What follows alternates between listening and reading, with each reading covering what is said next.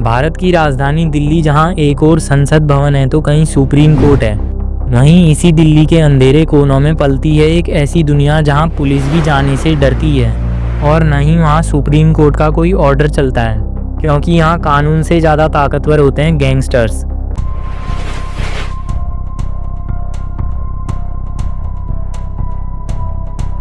आज के टाइम में दिल्ली एनसीआर के अंदर जब इन कुख्यात गैंगस्टर्स की लिस्ट निकाली जाती है तो सबसे ऊपर नाम आता है नीरज भवाना का, एक ऐसा नाम जो दिल्ली के क्राइम वर्ल्ड में दाऊद इब्राहिम को टक्कर देता है। इस वीडियो में हम जानेंगे कि आखिर एक साधारण सा लड़का दिल्ली का सबसे कुख्यात गैंगस्टर कैसे बना और कैसे जेल में बंद होने के बाद आज भी उसके नाम से कई वारदातें सामने आती रहती हैं। दोस्तों, नीरज भवाना का असली नाम है नीरज सहरावत। वो दिल्ली के उत्तर पश्चिमी इलाके का रहने वाला था। इस इलाके का नाम बवाना है, इसीलिए नीरज के नाम के साथ बवाना शब्द जोड़ दिया गया और धीरे धीरे ये नाम पूरी दिल्ली में शोर मचाने लगा।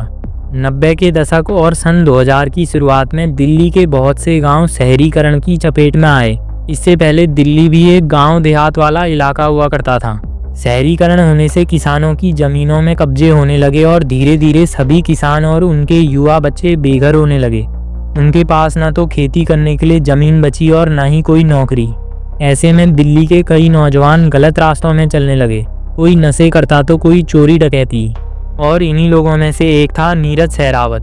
पैसों की तंगी के चलते औरों की तरह धीरे धीरे उसने भी छोटी मोटी चोरी डकैती और लूटपाट जैसी वारदातों को अंजाम देना शुरू किया।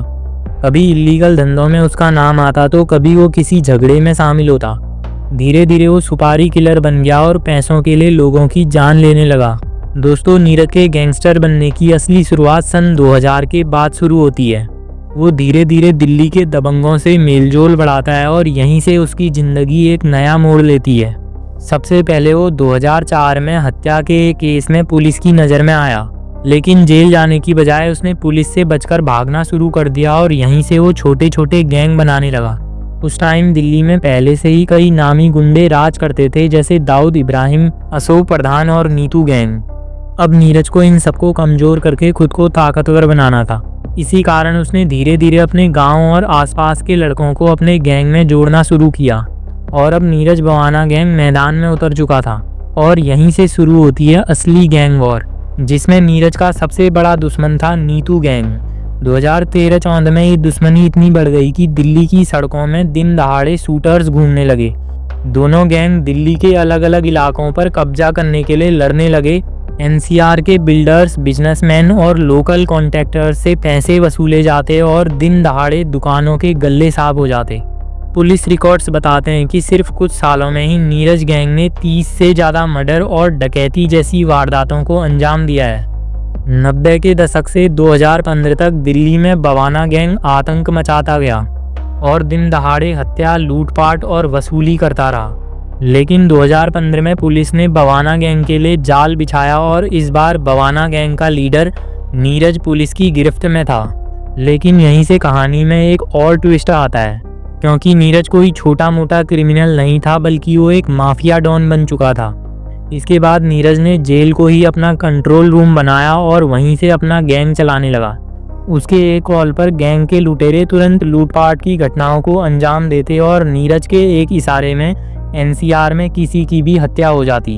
तिहाड़ जेल में बंद होने के बावजूद उसका नेटवर्क इतना तगड़ा था कि बिल्डरों में उसका खौफ अभी भी ख़त्म नहीं हुआ है। वो जेल से ही वसूली करता और बड़े बड़े बिजनेसमैनों को धमकियां देता। अब नीरज एक पक्का गैंगस्टर बन चुका था। बवाना नाम अब देश भर में ट्रेंड करने लगा और पावर, डर और दहशत का सिंबल बन गया। सोशल मीडिया में लौंडे खुद को बवाना गैंग का आदमी बताते और गाड़ियों पर इस नाम के स्टिकर लगने शुरू हो गए। कुल मिलाकर बवाना नाम एक ब्रांड बन गया। यही कारण था कि दिल्ली में ये गैंग इतना फला फूला और पूरे एनसीआर में दहशत मचाता रहा। इतना ही नहीं, बवाना गैंग का दिल्ली और हरियाणा के चुनावों में भी अक्सर हाथ रहता है। जेल के अंदर से ही नीरज रातों रात पूरे चुनाव का तख्ता पलट कर सकता है। दोस्तों, इसी तरह अब दिल्ली, पंजाब और हरियाणा के इलाकों में लॉरेंस बिश्नोई का दबदबा बढ़ने लगा है। 2022 में सिद्धू मूसेवाला की हत्या के बाद अब बवाना गैंग बिश्नोई से दुश्मनी कर बैठा है। दोस्तों, इस पूरी घटना में तुम्हारी क्या राय है हमें कमेंट सेक्शन में बताना और ऐसी वीडियोस के लिए चैनल को सब्सक्राइब कर देना।